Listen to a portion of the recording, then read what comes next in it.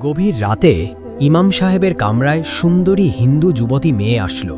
তারপর যা ঘটল তা আপনার শরীরের পশম দাঁড় করিয়ে দেবে। প্রাচীন শহরের এক প্রান্তে বিশাল মসজিদ, আর তার সাথেই লাগোয়া ইমাম সাহেবের হুজরাখানা। এই হুজরাখানায় থাকেন যুবক ইমাম, যার নাম আহমদ। বয়সে তরুণ হলেও জ্ঞানে ও প্রজ্ঞায় শহরের বৃদ্ধরাও তাকে মান্য করে। একদিন গভীর রাতে যখন সবাই ঘুমে, আহমদ তখন হারিকেনের নিভু নিভু আলোয় কিতাব পড়ছিলেন। হঠাৎ দরজায় কড়াঘাত শোনা গেল। আহমদ উঠে ধীরে ধীরে দরজার দিকে এগিয়ে গেলেন এবং দরজা খুললেন। দরজা খুলতেই ঘরের ভেতরে আছড়ে পড়ল এক যুবতী নারী। আহমদ দ্রুত সরে গেলেন। নারীটি মেঝেতে পড়েই হাঁপাতে লাগল। তার পরনে দামি রেশমি কাপড়, গলার হাড় আর হাতের চুড়িগুলো সাক্ষ্য দিচ্ছে সে সাধারণ ঘরের কেউ নয়। তবে তার পোশাকের ধরন আর কপালে লেপ্টে থাকা সিঁদুরের অবশিষ্ট দাগ বলে দিচ্ছে সে হিন্দু সম্প্রদায়ের। আহমদ দ্রুত দৃষ্টি নামিয়ে নিলেন, কিন্তু নারীটি ঝট করে উঠে আহমদের পা জড়িয়ে ধরল এবং বলল, দয়া করুন, আমাকে বের করে দেবেন না, ওরা আমাকে মেরে ফেলবে। এটা শুনে আহমদ বললেন, আপনি কে? এই গভীর রাতে একজন গায়রে মাহারাম নারী আমার হুজরাখানায়? এটা অসম্ভব, আপনি এখনই এখান থেকে যান। নারীটি তখন কান্না জড়িত কণ্ঠে বলল, হুজুর, আমি জানি এটা পাপ, আমি জানি এটা আপনার ধর্মের নিয়ম নয়, কিন্তু আমি নিরুপায়। আমি শহরের প্রধান বণিকের মেয়ে, আমার নাম নীলা। আজ রাতে শহরের শাসনকর্তা আমার বাবাকে হত্যা করেছে। সে এখন আমাকে খুঁজছে। আমি যদি এখন বাইরে যাই, ওরা আমাকে ছিঁড়ে খাবে। দয়া করুন, শুধু আজকের রাতটুকু। মেয়েটির কথা শুনে আহমদ থমকে গেলেন। শহরের শাসনকর্তা জালেম খান এক অত্যাচারী শাসক। তার লোলুপ দৃষ্টি থেকে এই শহরের কেউ নিরাপদ নয়। কিছুক্ষণ পর আহমদ বললেন, কিন্তু এখানে আপনার থাকা নিরাপদ নয়। কেউ যদি দেখে ফেলে তবে আমার এবং আপনার উভয়েরই মৃত্যুদণ্ড হবে। সমাজ এটা মেনে নেবে না।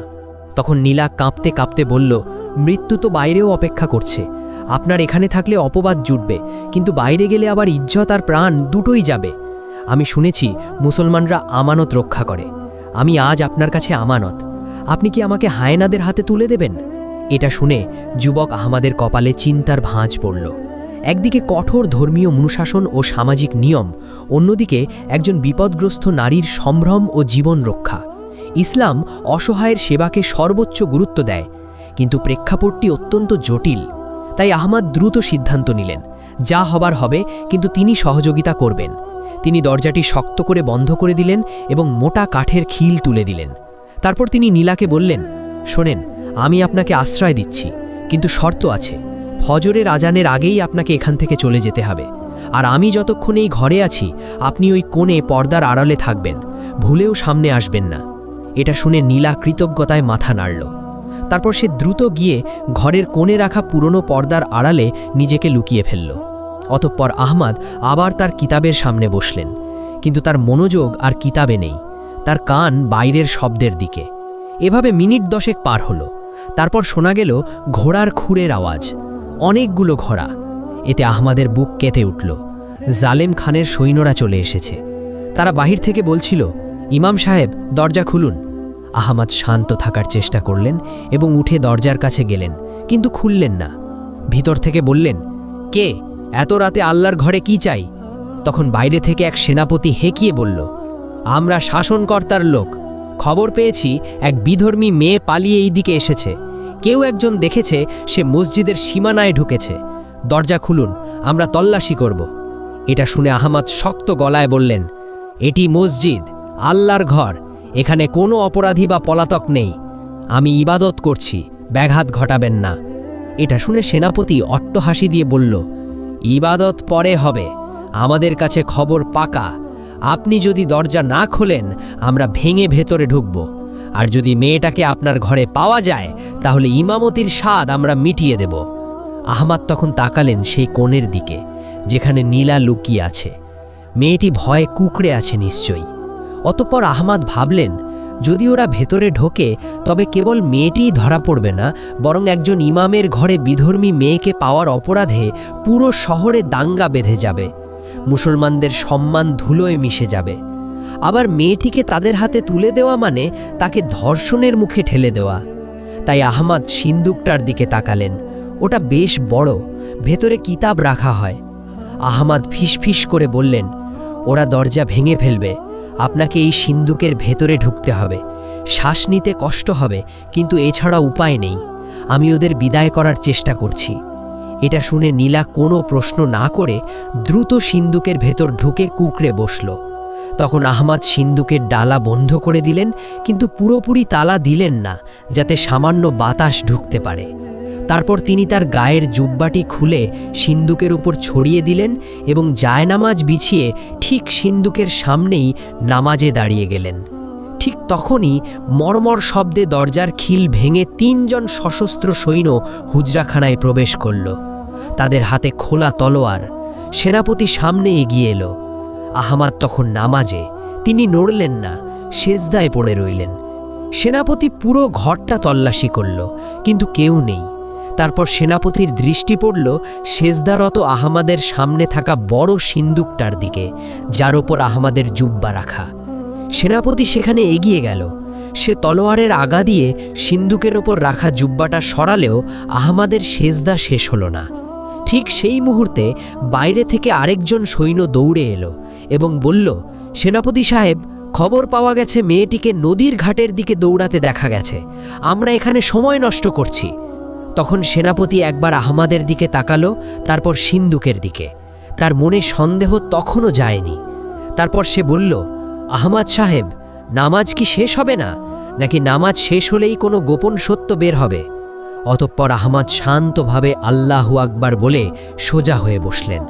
তিনি সেনাপতির চোখের দিকে তাকিয়ে শান্ত স্বরে বললেন, আল্লাহর ঘরে আপনারা অস্ত্র নিয়ে প্রবেশ করেছেন। এটা কি শাসকের হুকুম, নাকি আপনারা আল্লাহর চেয়েও বড় কোনো ক্ষমতার অধিকারী হয়ে গেছেন? সেনাপতি তখন ধমক দিয়ে বলল, তর্ক করবেন না, সিন্দুকে কি আছে? তখন আহমাদ বিন্দুমাত্র বিচলিত না হয়ে বললেন, কিতাব, আল্লাহর কালাম। আপনারা চাইলে খুলে দেখতে পারেন, তবে মনে রাখবেন, যদি সেখানে আপনারা যা খুঁজছেন তা না পান, তাহলে আল্লাহর ঘরের অবমাননার জন্য কিয়ামতের দিন জবাব দিতে হবে। আহমাদের কণ্ঠে এমন এক গাম্ভীর্য ছিল যে সেনাপতি মুহূর্তের জন্য থমকে গেল। সে ভাবল, একজন ইমাম মিথ্যা বলবে না।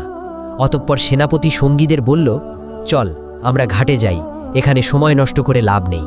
অতঃপর সৈন্যরা বেরিয়ে গেল। যাওয়ার সময় ভাঙা দরজাটা দড়াম করে লাগিয়ে দিয়ে গেল। তারপর দ্রুত উঠে দরজাটা কোনোমতে আটকে দিলেন। এরপর দৌড়ে গিয়ে সিন্দুকের ডালা খুললেন। কিন্তু নীলা এতক্ষণে জ্ঞান হারিয়ে ফেলেছে। অক্সিজেনের অভাবে তার মুখ নীল হয়ে গেছে। তখন আহমাদ দ্রুত তাকে সিন্দুক থেকে বের করে মেঝের ওপর শোয়ালেন। হাতে পানি নিয়ে তার মুখে ছিটিয়ে দিলেন। ফলে কিছুক্ষণ পর নীলা চোখ মেলল। সে দীর্ঘ শ্বাস নিল। তখন আহমাদ স্বস্তির নিঃশ্বাস ফেলে বললেন, ওরা চলে গেছে, কিন্তু ওরা বেশিক্ষণ দূরে থাকবে না। ঘাটে গিয়ে যখন দেখবে আপনি নেই, তখন ওরা আবার এদিকেই আসবে, কিংবা শহরে চিরুনি অভিযান চালাবে। এটা শুনে নীলা উঠে বসল এবং কৃতজ্ঞতার সুরে বলল, আপনি আমার প্রাণ বাঁচিয়েছেন, কিন্তু এখন আমি কোথায় যাব? আমার বাড়ি ওরা পুড়িয়ে দিয়েছে। আমার আত্মীয়রা ভয়ে কেউ দরজা খুলবে না। এটা শুনে আহমাদ কিছুক্ষণ চিন্তা করলেন। তারপর বললেন, শহরের পশ্চিম গেটের কাছে পুরনো গোরস্থান আছে। সেখানে একজন বৃদ্ধ খাদেম থাকেন। তিনি আমার পরিচিত এবং অত্যন্ত বিশ্বস্ত। আপাতত আপনাকে সেখানে রেখে আসা ছাড়া আর কোনো পথ নেই। কিন্তু সমস্যা হলো, পশ্চিম গেটে পৌঁছাতে হলে শহরের প্রধান বাজার পার হতে হবে, আর এখন সেখানে প্রহরীদের কড়া নজরদারি। এটা শুনে নীলা বলল, আমি তৈরি, আপনি যা বলবেন আমি তাই করব। তখন আহমাদ বললেন, আপনার এই পোশাকে যাওয়া যাবে না, এটা দেখলেই ওরা চিনতে পারবে। অতঃপর আহমাদ তার আলমারি থেকে একটি কালো বোরখা বের করলেন। এটি তার মায়ের স্মৃতিচিহ্ন, তিনি যত্ন করে রেখে দিয়েছিলেন, এবং বললেন, এটি পরুন, আপাদমস্তক ঢেকে নিন, আর একটি কথাও বলবেন না। যদি কেউ প্রশ্ন করে আমি উত্তর দেব। আপনি আমার স্ত্রী সেজে আমার সাথে যাবেন। এই কথা শুনে নীলা চমকে বলল, তাই বলে স্ত্রীর পরিচয় দিব? তখন আহমাদ বললেন, হ্যাঁ, এছাড়া কোনো উপায় নেই। যদি প্রহরীরা আটকায়, তবে আমি বলবো আমার স্ত্রী অসুস্থ, তাকে হাকিমের কাছে নিয়ে যাচ্ছি। একজন ইমাম তার অসুস্থ স্ত্রীকে নিয়ে রাতে বের হলে কেউ সাধারণত সন্দেহ করবে না। অতঃপর নীলা বোরখাটি হাতে নিল। সে ভিন্ন ধর্মের, ভিন্ন সংস্কৃতির, কিন্তু আজ জীবন বাঁচাতে তাকে এই বেশ ধারণ করতে হচ্ছে। অতঃপর বোরখা পরার পর নীলা যেন সম্পূর্ণ অন্য মানুষ হয়ে গেল। আহমদ হাতে হারিকেন নিয়ে বললেন, চলুন, ভোর হওয়ার আগেই আমাদের ফিরতে হবে। অতঃপর তারা দুজন গভীর রাতেই রাস্তায় নামল। ইমাম আহমদ সামনে, পেছনে বোরখা পরিহিতা নীলা। জনমানবহীন রাস্তা। কিছুদূর যাওয়ার পর বাজারের মোড়ে তারা দেখল একদল মশালধারী প্রহরী দাঁড়িয়ে আছে। তারা প্রত্যেককে থামাচ্ছে। তখন আহমদ নীলাকে ফিসফিস করে বললেন, ভয় পাবেন না, শুধু আমার পাশে থাকবেন, আমার হাত ধরবেন না, দূরত্ব বজায় রাখবেন, কিন্তু খুব বেশি দূরেও যাবেন না। অতঃপর প্রহরীদের সামনে আসতেই একজন পথ রোধ করল এবং বলল, দাঁড়ান, এত রাতে কোথায় যাওয়া হচ্ছে? আহমদ তখন হারিকেন উছিয়ে ধরলেন যাতে আলো তার নিজের মুখে পড়ে এবং বললেন, আমি মসজিদের ইমাম আহমদ। এই কথা শুনে প্রহরীটি চিনে পেরে বলল, ওহ হুজুর, মাফ করবেন, কিন্তু এত রাতে কোথায় যাচ্ছেন?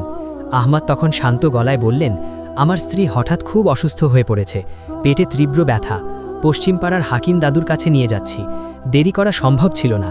এটা শুনে প্রহরীটি পেছনের বোরখা পরা নারীর দিকে তাকালো এবং বলল, কিন্তু হুজুর, আজ রাতে খুব কড়াকড়ি, শাসনকর্তার হুকুম।